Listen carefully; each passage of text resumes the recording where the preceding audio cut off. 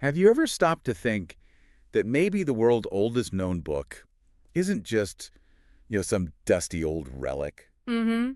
but maybe it's more like a living conversation, a really vibrant, poetic talk with nature, with the cosmos, even with the divine itself, That's a fascinating way to put it. and that maybe, just maybe, this ancient conversation has something really relevant to say to you right here, right now. It Yeah. sounds like a big claim, I know. It does, but it's one worth exploring. Absolutely. And that's exactly what we're doing today. Welcome to the deep dive.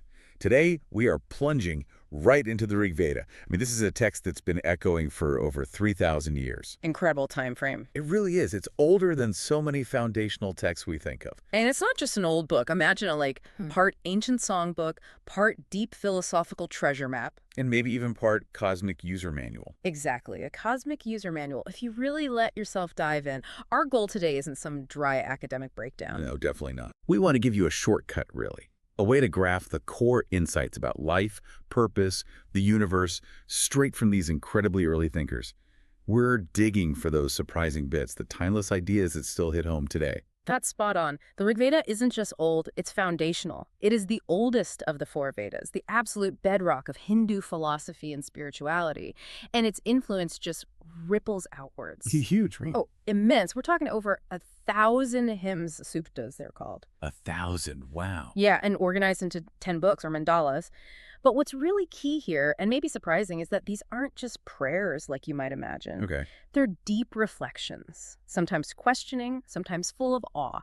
They cover everything: nature, creation, consciousness, society, just the whole human condition. So it's much broader than just hymns to gods. Much broader. And our mission, like you said, is to pull out those surprising nuggets, those aha moments that make it feel alive right now. We want to give you a solid grasp of its core message without getting lost in, overly academic weeds. Okay, let's unpack that, because Rigveda can sound intimidating, right? Like something dense and heavy. It can, yeah.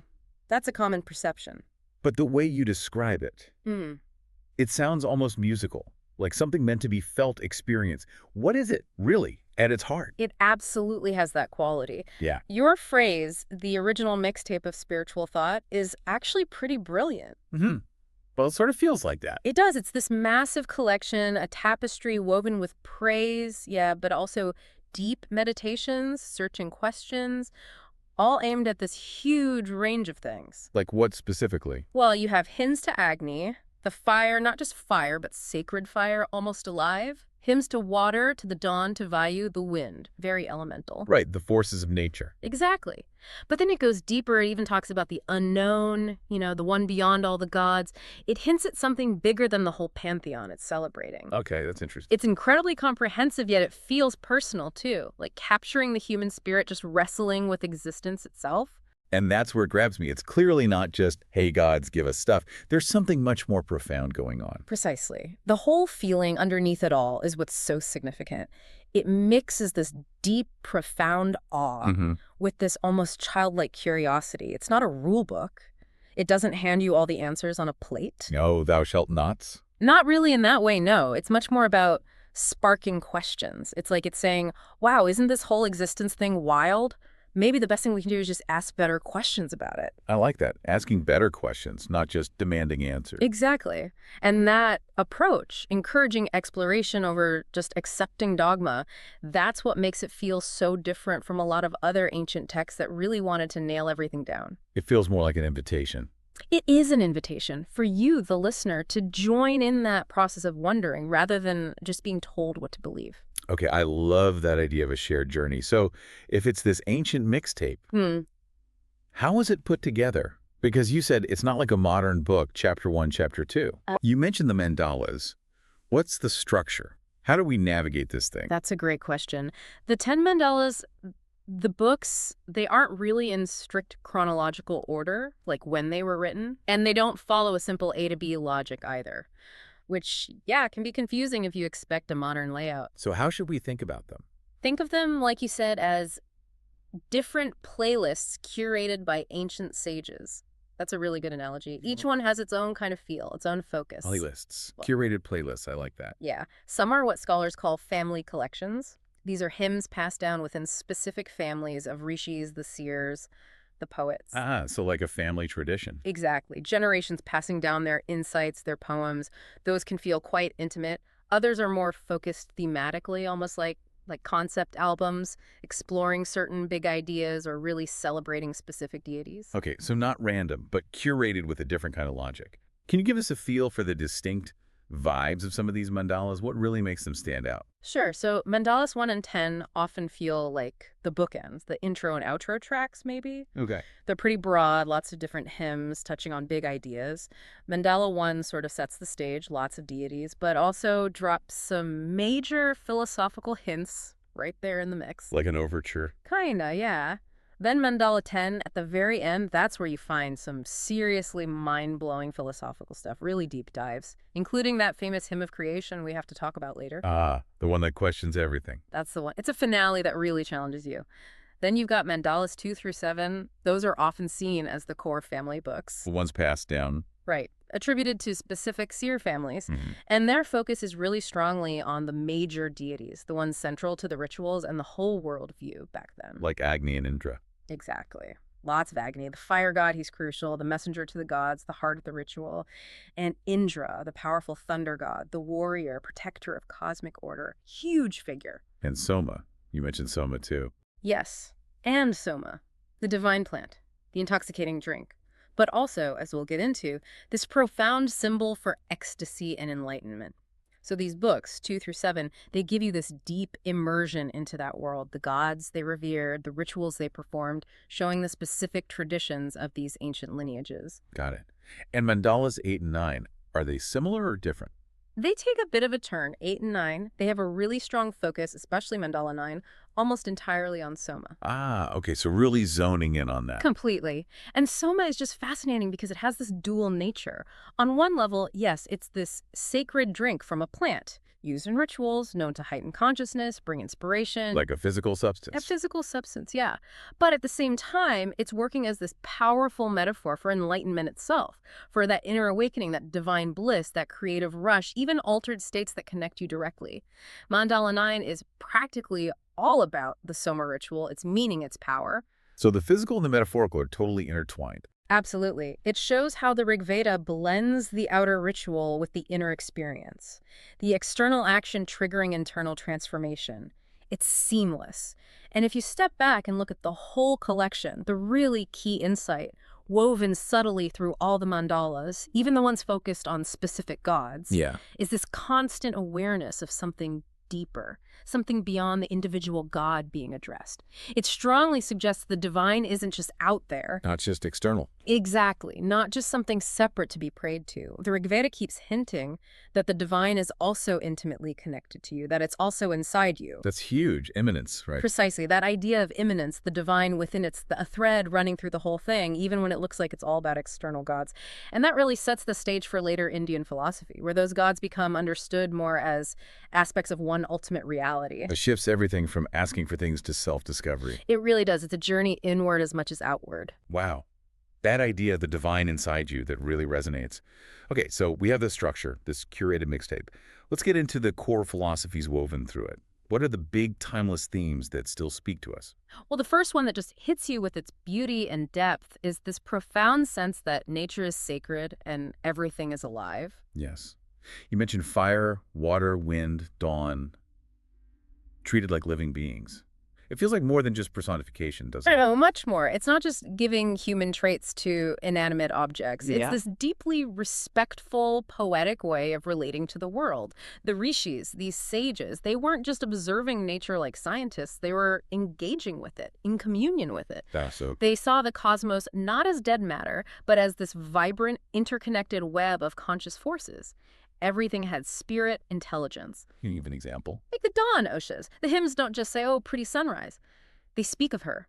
She comes in beauty, shining in golden light, chasing away darkness like a warrior, awakening all life. It's active, powerful, alive. Like a character in a drama. Exactly. And the implication, the takeaway for you listening now, it's powerful. It's this gentle nudge to look up from your phone, you know? Huh. Yeah, guilty. We all are. But it's an invitation to disconnect from the noise and just see the world again. Notice the light, feel the seasons, hear the wind, taste the water.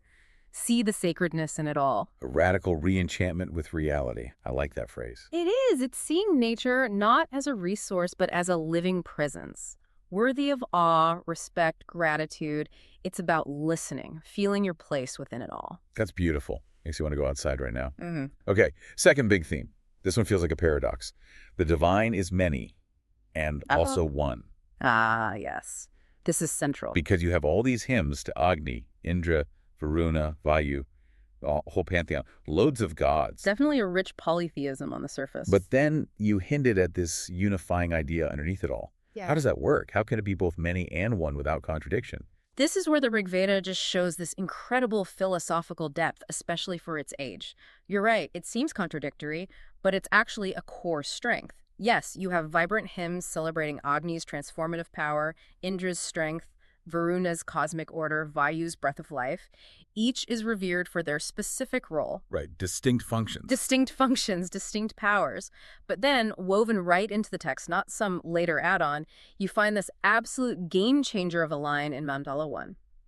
Ekam sat vipra bahuta vadanti. Okay, what does that mean? It translates roughly but powerfully as, truth is one, the wise call it by many names. Wow, so it's saying all those different gods? Or different names, different paths, different ways the wise perceive the one ultimate reality. It's this amazing recognition right there in the foundational text. That is groundbreaking. It really is. It acknowledges that different forms of the divine resonate with different people. One person connects deeply with Agni's fire, another with Varuna's order, another with Indra's energy. The Rigveda says, that's okay. They're all valid windows onto the same single, indivisible truth. That level of inclusivity. It's astounding. It's a level of spiritual broad-mindedness that, frankly, many modern systems still struggle with. It's not just tolerance. It's affirming pluralism based on a deeper unity.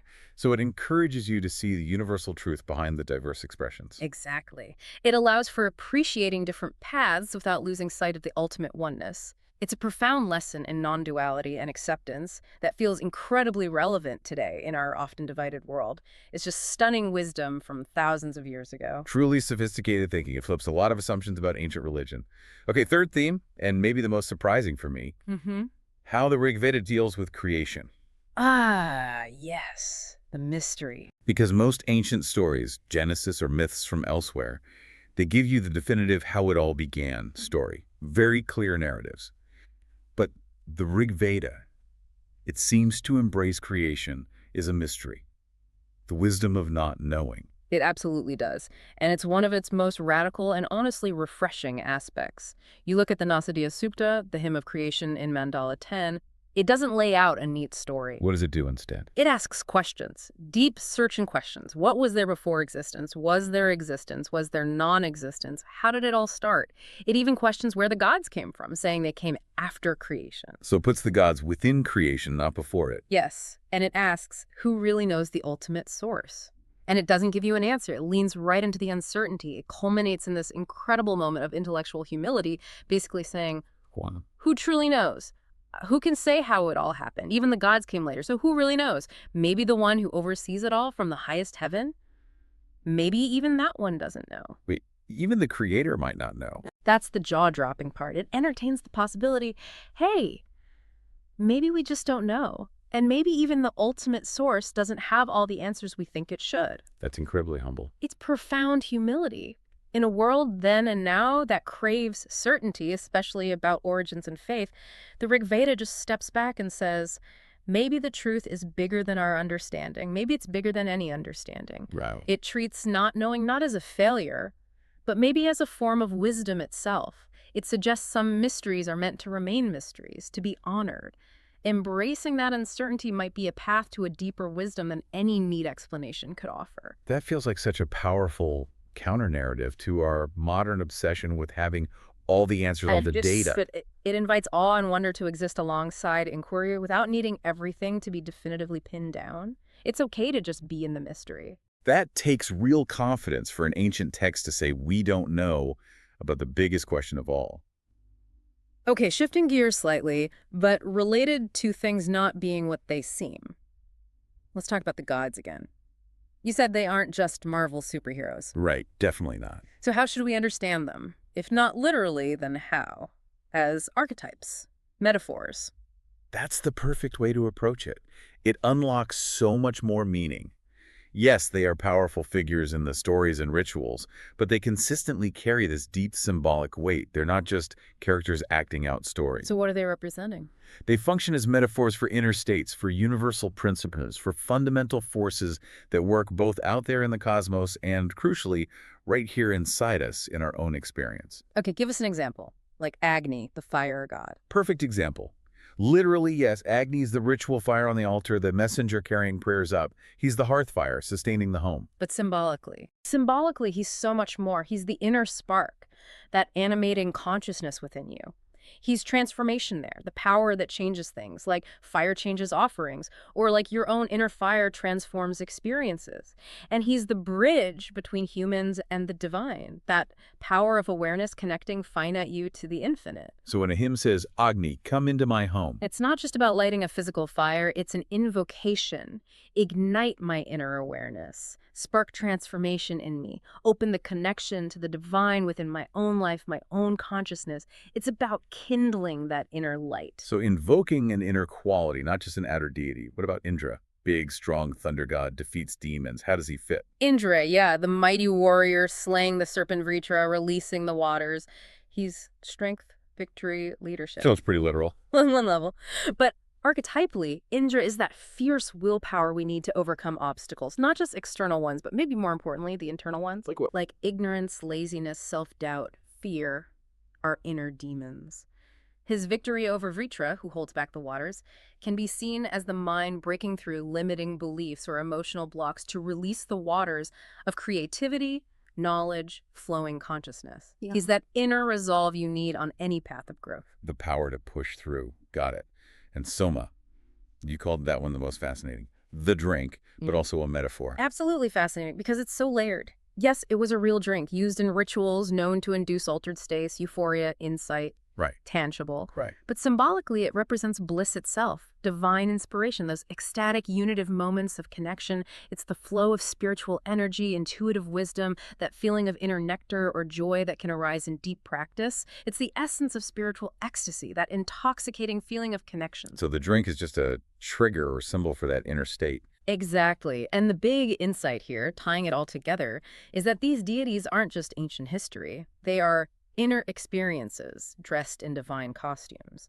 They are projections of universal principles and deep human psychological states, Interesting. which means you, the listener, can see yourself in them. You can recognize your own inner Agni, your spark, your inner Indra, your willpower, your potential for Soma, for bliss and connection. Understanding them this way makes the Rigveda a living guide to your own inner world right now.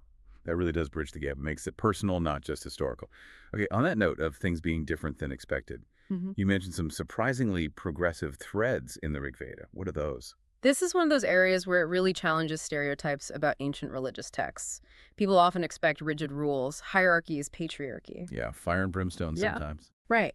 But the Rigveda is strikingly non-preachy. There's very little do this or else energy. It's much more invitational, inviting exploration, questions, wonder. It seems to value joy, curiosity, balance. It feels more like spiritual freedom than rigid constraint. That is a huge difference. And you also mentioned women, their role. Yes, and this is genuinely remarkable for ancient literature anywhere in the world. Women aren't just in the background or limited to domestic roles. They appear as rishikas, female seers, poets, figures of wisdom. So they composed hymns too. They are credited with composing hymns, yes. They have spiritual authority. Their voices are included, which is incredibly rare in texts from that era where women's public or intellectual contributions were often ignored or suppressed. Can you give a specific example? The standout example is Lopamudra.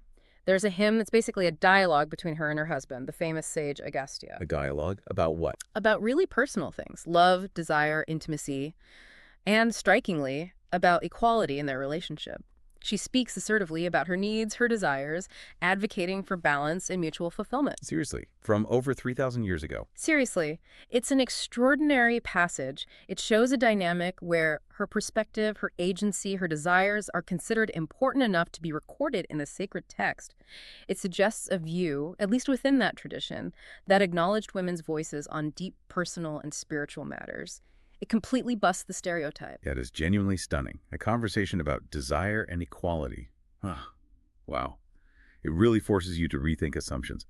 Okay, so after exploring all this, the structure, the philosophy, the archetypes, these surprising progressive elements, the big question remains for you listening. Why should I care now? This is ancient history.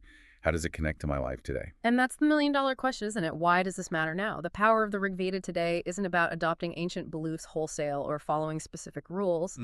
It's about offering different ways of seeing, perspectives. And in our world, which is so noisy, so stressful, so full of conflicting information, having ways to shift your fundamental perspective is incredibly valuable. So, what shifts does it offer? Well, first, it reminds you constantly that the world isn't just stuff. It's sacred, alive, conscious.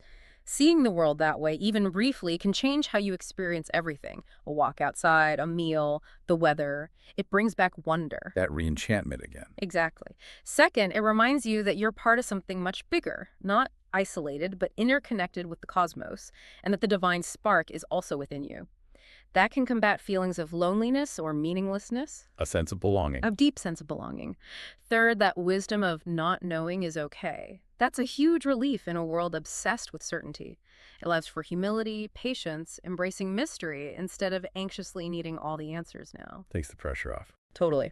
And fourth, that idea, truth has many names. It fosters inclusivity, compassion. It helps you look beyond labels and see the common ground. Vital for navigating our diverse world, and underpinning it all is wonder. It reminds us that pure, childlike wonder isn't trivial. It's the start of wisdom. The value isn't about belief in specific gods. It's about cultivating a way of being. Listening deeply, reflecting, staying alive to the mystery all around you. It's about participating in life, not just observing it. So bringing it all together, the Rigveda isn't just a book. It's more like a mirror. A mirror. I like that. Yeah, it shows you this vision of humanity deeply connected to nature, to themselves, and to that vast unknown. And it encourages us right now to find that connection again within ourselves. Precisely. And the beauty is you don't need to become a scholar or learn Sanskrit to tap into that spirit. Its core insight is accessible. What can someone listening do? Just pause. Observe. For your own exploration, try something simple. Take a moment today. Really look at the sky. Don't just glance. Watch a sunrise or sunset. Pay full attention. Light a candle and just watch the flame. Simple acts of awareness. Exactly. Or ask yourself one big question about life, meaning whatever, and just sit with it. Don't rush for an answer. Just let the question breathe. Feel the mystery. Listen inwardly. If anything we talked about today sparked even a tiny bit of that wonder in you, if it made you pause and see things just a little differently, then the Rigveda has already done its work. It's opened a little door to that timeless way of seeing, centered on curiosity, connection, and awe. That's a beautiful thought to end on. So as you go about your day, stay curious, stay kind, and keep looking for the sacred in the everyday.